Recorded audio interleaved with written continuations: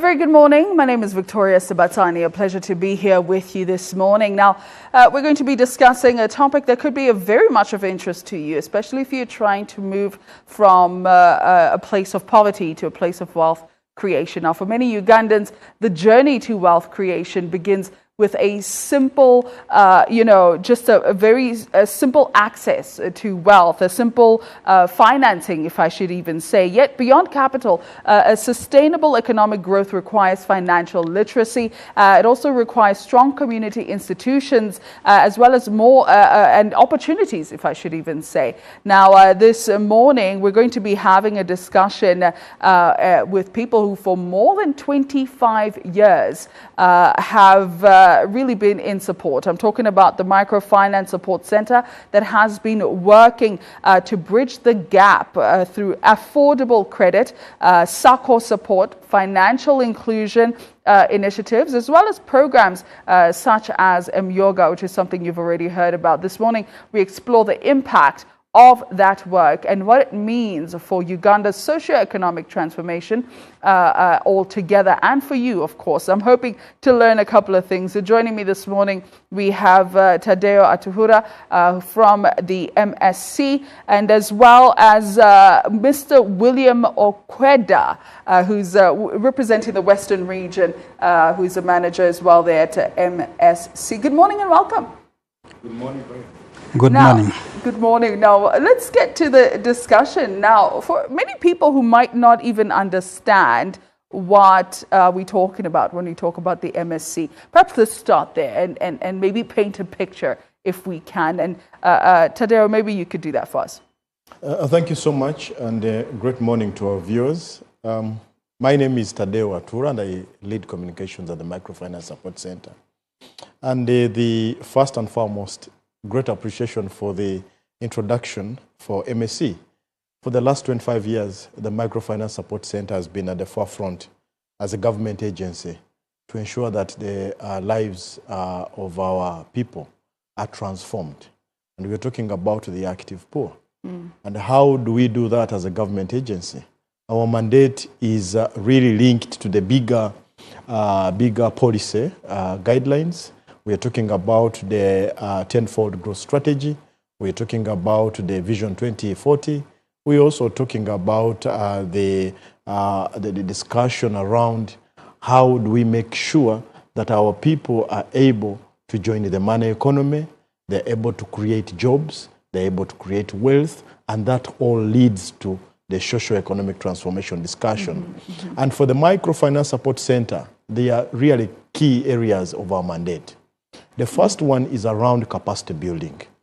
Before we're able to give you the funds, we must be able to know whether you have got the knowledge, the capacity to be able to use the money that you'll be able to have. And so we have capacity building tailored more especially to the targets that we were able to interact with. And that has been able to create a lot of sustainability. That when somebody receives the funds are able to be used very well, to the right purpose, and then they can sustain them into creating much more enterprises. Now, the most important unique thing for our capacity building as a government agency, it's free. We don't charge. So you can be able to call up a Microfinance Support Center and we're able to support you in building your capacity. The other critical aspect, which is very important for us, our mandate, is we provide affordable credit.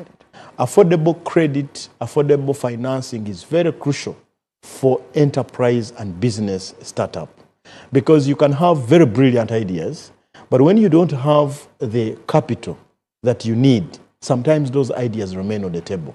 And here government is saying we are giving you affordable, meaning that in terms of the interest rate, government has offered this at 8% per year. When you divide it up, or you break it down in a month, that's about 0.6%, which is really very, very, very, very, very low, that you can easily be able to use it. In terms of accessibility also, is about, do you need any kind of security?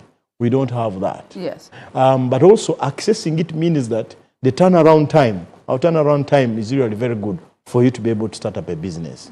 So mandate number 2 is to offer this affordable credit. And like my colleague will highlight, we have got different products under that.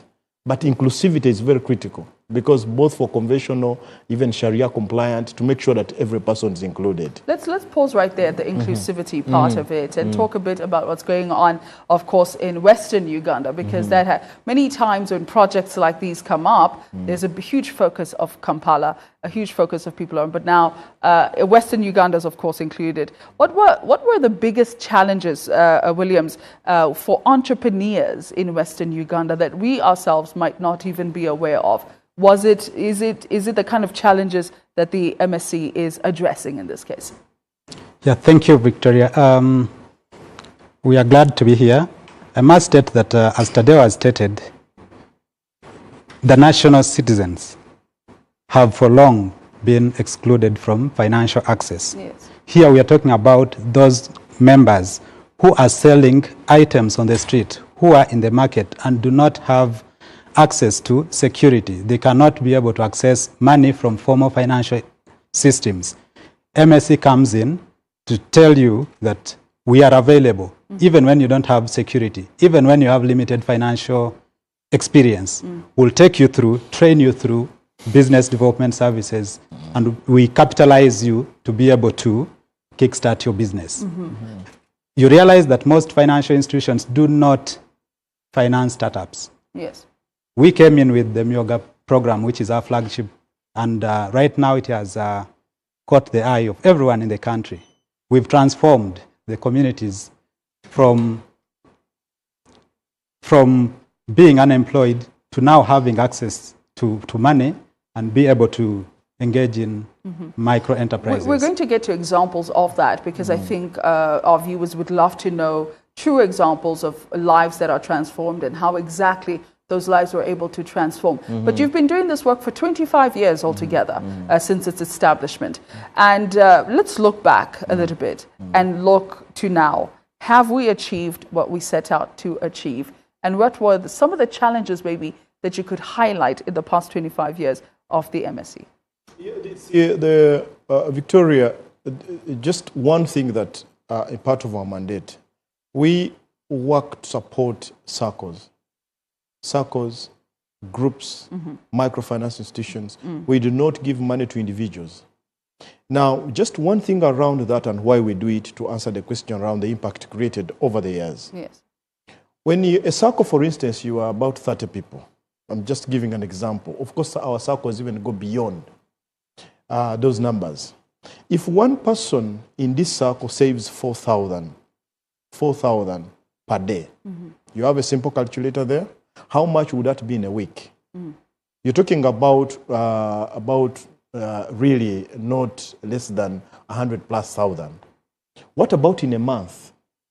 Now, in the whole year, you realize that this person has been able to have capital.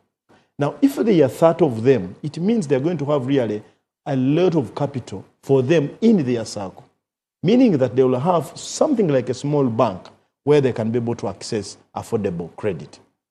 Flagship programs like the Myoga, this money comes in and remains within the circle.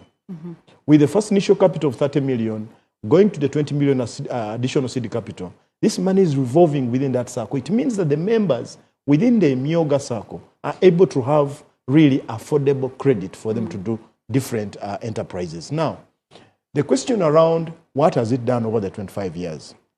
What have we seen? We're talking about close to over 10,000 circles that have been formed in this country because of the intervention of Microfinance Support Center, where government has been able to make sure that this takes place. Now, in each of those, they are members, which is not less than 30 people. There are more members, registered circles. In there, we have seen enterprises being formed. These enterprises have been able to create jobs across the spectrum for young people, for women, for the men, for the youth, because they are working. Now, when you have a job, it means that you're going to have great welfare at household level. It means that you can be able to support your family, take them to school, access medical care, be able to afford even investments. Now, The other aspect that we have seen that is so critical is that within these circles that have been formed, there has been creation of wealth. We have seen people continuously get transformed.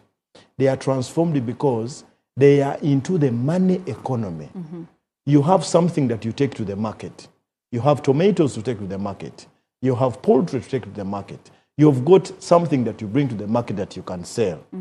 Now, that means that the effect is that you're going to be able to compete favorably.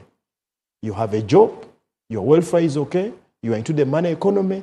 It means that you are actually contributing to socio-economic transformation. Okay. So when you're asking me the 25 years and growing stronger, you're looking at government bringing services closer to the people, government making sure that they are able to have the economy have many people within to participate, and that is a very critical aspect in terms of creating real impact. Let's get to the financial literacy part of it, because you can say that the money is available, the money's here, come take advantage of it. The financial literacy part of it is important. And Williams, I want you to touch a bit on that part. How important was financial literacy for some of the people that are being impacted by this type of financial inclusion?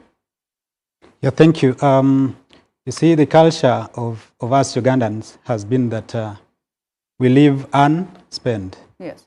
We take through these community members on how to save, how to invest this money, how to identify proper businesses where they will be able to make some little bit of earnings, of which that helps them to meet their basic livelihood needs. We've seen communities able to take their children to better schools. They are able to access better medical services, and all that is a result of the financial literacy programs that we deliver. Let's not forget what Tadeo said. This is absolutely free. Even when these circles or groups are accessing our financial services or not, we are able to mobilize them and take them through. Unlike the conventional financing model, they are looking at profitability. They are looking at already sustainable financial institutions. Here comes in Microfinance Support Center that is able to mobilize these people at the grassroots level, take them through, prepare them for financing so that they can be able to sustainably manage their business operations. Now, we've touched a little bit on the parts of people being impacted, their livelihoods changing, and eventually becoming financially free. But then let's talk a bit on the business side of things, right? How do businesses actually gain the benefits of being supported by the MSC? Victoria, there's something around the capacity building, which is very fundamental we've seen in terms of the impact, which also has a touch onto the business side. And now we've been able to build leadership and governance systems within the circles, that the circles can be able to have their own leadership, they can be able to have their own meetings and organize themselves, audits. You know, it's mandatory for all these circles to do the annual general meetings where they're able to have audits. And we'd like to appreciate the district teams, the commercial officers, and the rest of the other leadership structures and all the other partners that we work with in government, Ministry of Trade and Cooperatives, even URA, the URSB. Because then when you have had that touch with the circles and they are starting business, remember, Victoria, these are people who are starting enterprises. But how do you know that, for instance, we as the Emyoga Circle, that the youth group that is producing chalk, we need to package it very well so that we compete in the market. So in terms of certification, in terms of marketing, in terms of packaging, in terms of how do you position yourself, the quality aspects, we've had situations where we've had peer interactions.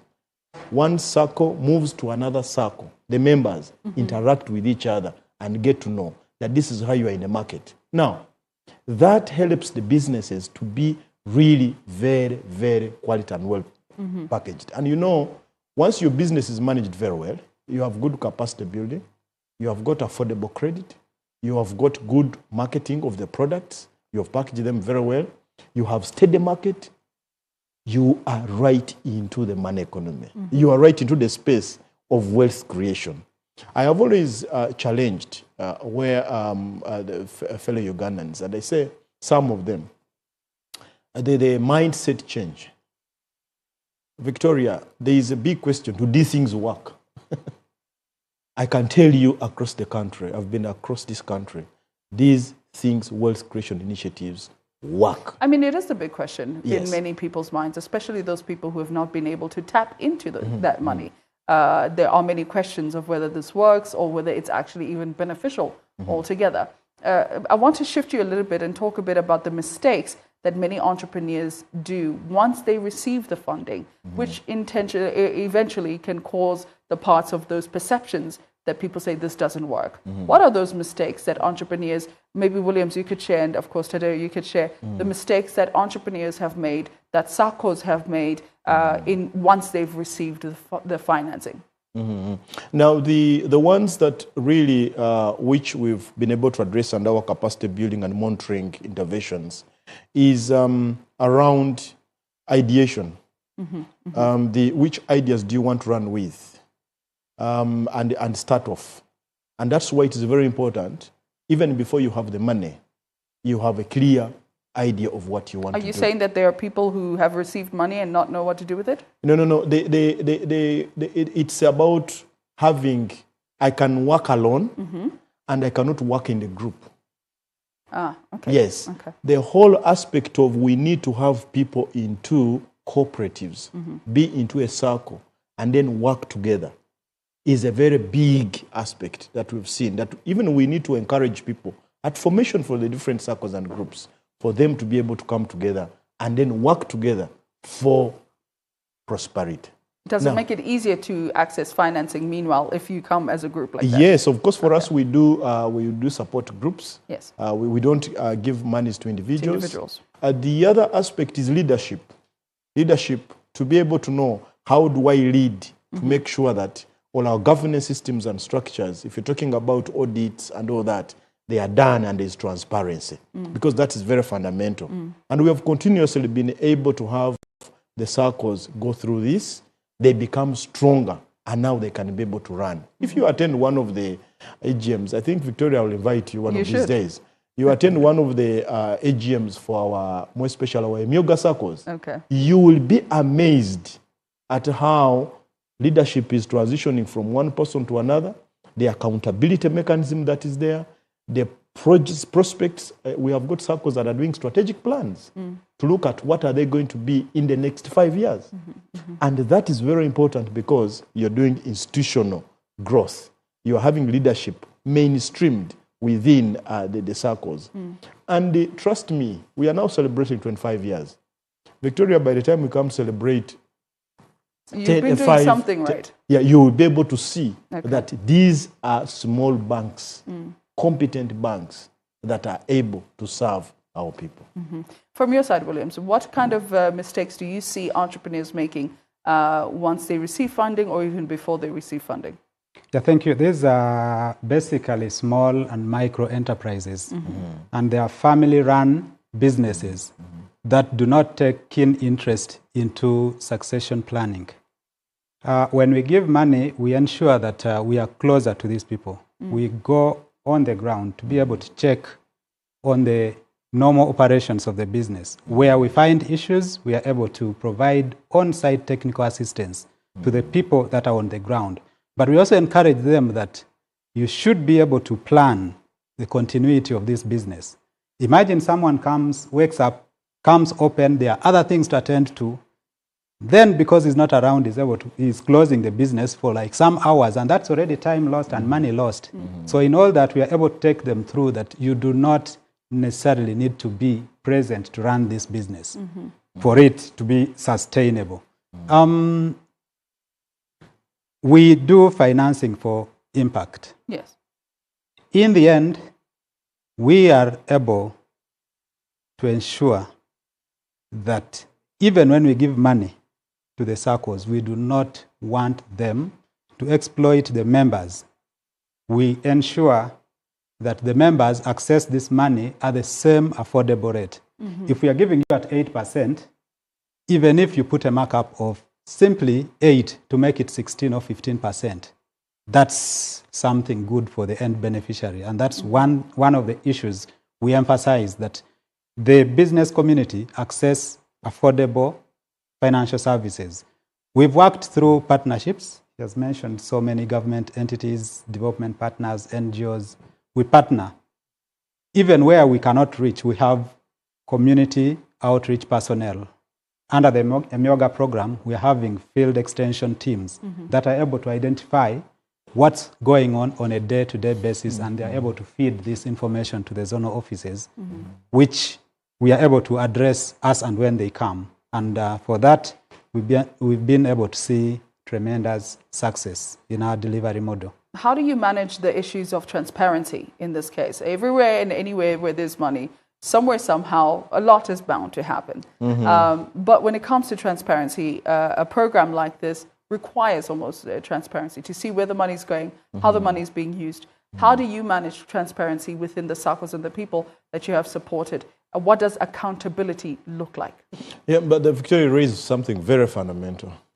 And one of the things that we do, first and foremost, we have got a robust monitoring and evaluation system that is able to go up to the grassroots level. As a country agency that is implementing across the country, we have really we work with the entire structure within government to make sure that this money goes up to the targeted beneficiary.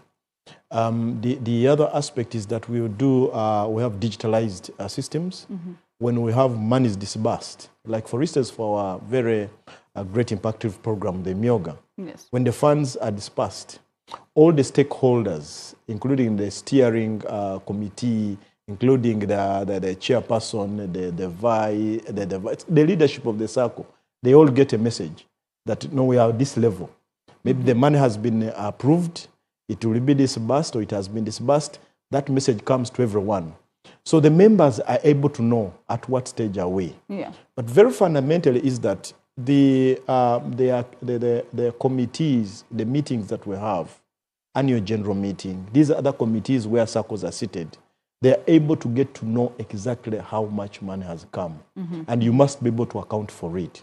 We talked about the initial seed capital of 30 million to each of the SACCOs, apart from the leaders category that received 50 million. When you're going to get the additional 20 million, you must have showed performance. You must have done very well that we're able to see. It means the system must be able to track your performance and be able to know and find out where did this money go. And so it's very easy for us to be able to have transparency. But you see, transparency also comes from the aspect of accountability. Show us. You told us that you are carpenters, for instance, you're welders, you're boarders. Can we see the products? You received 30 million, and we go on the ground. We have a whole mapped up area. I can tell you, like, for instance, Friday I will be meeting the Lugazi border community. They are really doing very well. And you're able to know them by location. When in Victoria, you come and tell me, I want to see this SACCO and how they are doing. Just give you the contact of the chairperson, give you the details, and you just go there. And so that has created confidence, that the members are confident that these are the leaders we elected in our SACCO. We are the ones who gave them the authority. This is the money that has come. This is the report. And so we just need to save and buy more shares. And that has contributed to the expansion After 25 years, how have you then managed the balance between wealth creation and loan recovery? Does the money actually come back? Because we do have future borrowers. And are people even accountable when it comes to that? Yeah, sure. I think that my colleague will add on this. Williams, very important conversation. But we do, remember, we have recovery at all levels. Okay. For the grant part of it, this money remains within the circle. It's revolving. The EMIOGAs. So the leadership at that level are able to make sure that, first of all, their members are known. You know, Victoria, it is not easy for you to cheat and take away money with your colleagues in the next, on next radio, because they know you. Yes. Chances are they know where you stay. They know who is your husband. They know who are your children. So even when you come to take a loan and say, I want to go and start up a piggery project, for instance, they know that you're genuine. So they can easily follow you up. So within the circle, the leadership, the members are able to really tighten on to recovery. You will go to church, and then they know that, oh, please, we owe us money. And that means it brings you into a status kind of situation you need to pay back. But from the conventional side, our teams make sure that, remember, we've done capacity building, so our teams also follow through to come and ensure that you have been able to bring back this money, because other Ugandans need to have it. Williams, touch a bit on that part, on the recovery part of things. Yeah, to add on to what Tadeo has mentioned, right from the preparation stage, these people are aware that this is a credit fund that has to be paid back. And we've seen people honor.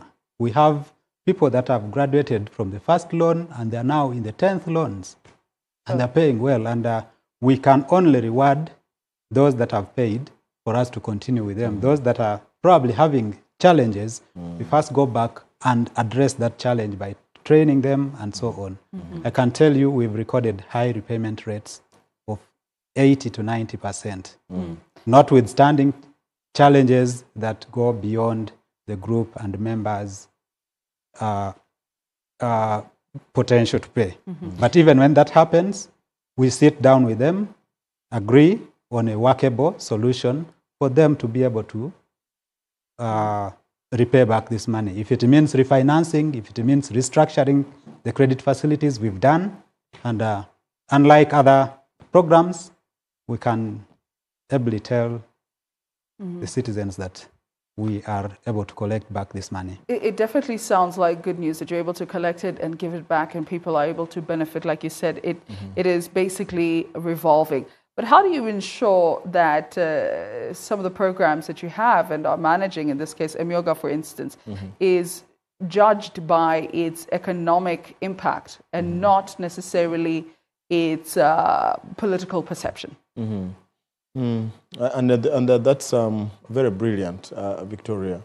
And because of the way how we've structured the presidential initiative on wealth and job creation, having to make sure that we have the right and relevant structures to be able to track, you're able to register impact. And that impact is really at socio-economic transformation level. It's very easier for you, Victoria, even when you interact with the Myogas.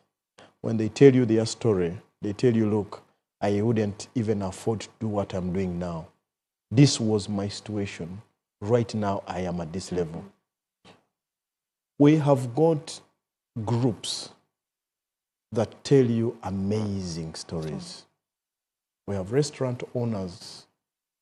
We have got people in the market here in Owino who need money on a daily basis to make sure that they are able to be in business. And they will tell you, because of this money, I am able to start up my business. I am able to make sure that I am saving in my circle. Victoria, saving is not easy. I don't know how it is on your side. People want to spend more than. But they will also tell you this story, that because I am in my circle, it is very easy for me to go to my circle and withdraw my savings and then do an investment. Because of an accountability culture. Which is very different if you're going to go to another financial institution where they have to ask you a lot of questions. So when you talk about the transformation, you see somebody who tells you, I didn't have even chicken, now I have got 500 birds. I couldn't afford even to start up a business, now I have. I couldn't start up a salon, now I have. I couldn't own a motorcycle as a border, but now I have. You see that kind of transformation. It may look to be small if you are going to do a lot of statistical analysis and all that. But I'm telling you, Victoria, when I have money and I'm very sure that I'm going to continue getting this income on a daily, I am more wealth than you. Because sometimes, and that's about the mindset, is that we are thinking that I think if I get 1 million, what can it do for me? Yes. But I will tell you, even if they gave you 50 million, you may end up not doing anything. Let's, this is a conversation we should probably be having for an hour for accountability reasons. But just finally, I think one of the things that I've experienced quite often in conversation is, how do I actually get access to this money? It's been 25 years. And for you guys, and some of the programs, people still don't know how to get access. People still don't know, or maybe they're just too lazy to do the work. I don't know which part is it. So my final question would be, how does a person get access to the programs? Williams? Yeah, thank you. We've got regional offices countrywide, even to the farthest. In Karamoja, we have an office in Moroto, we have an office in Arua, Kabale, Kampala, Hoima, serving every part of the country. What is required of you is basically to join an existing circle or a group, or else form a new financial institution, form a new group, and we'll be able to come and support you. The requirements are easy. You simply walk into the offices of the district commercial office, offices of the community development services department, and get yourselves registered. The minimum number you're required to register a circle is 30 people. You will be given bylaws and all the necessary documentations. And once that is done, we'll be able to prepare you for the necessary funding. The process is not rigorous. We do not ask you for so many things. And once that is done, you'll be able to access money from your community financial institution. Absolutely. Tadeo, any final thoughts for you? Final thoughts, Victoria, is that it's about mindset change. Yes. And I must say that to all the Ugandans, the government has really brought wealth creation initiatives. And these, I can tell you for the fact, they are really creating impact. Please, let's take them up. Let's be able to embrace them up. At the Microfinance Support Center, we're able to really receive you across the offices, like he has alluded to. We're able to serve you. We have got a team that is very professional, a team that is really willing to support you across. You can also be able to reach us through our socials that we have across the X, on YouTube. We have our website, of course, and then the LinkedIn, Instagram. You can be able to reach us. But also toll-free line. I always love to read that. 0800 or 00 20 10 10.